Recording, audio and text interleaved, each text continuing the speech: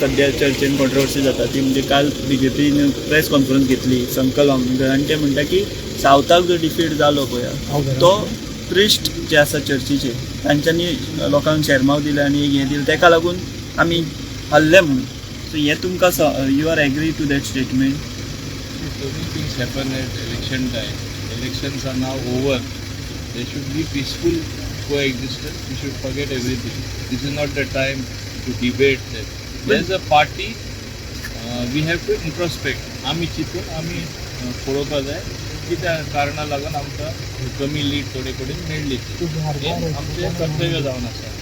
एका दोश दी तेका दोश दी हें सारकें ना. सो हे पार्टीज तुमची प्रेस कॉन्फरन्स बी घेता पळय तुमी सांगताले ते पार्टीक सुद्दां की तुमी आतां तो इशू चड एक्झरेट बी करनाका म्हणून.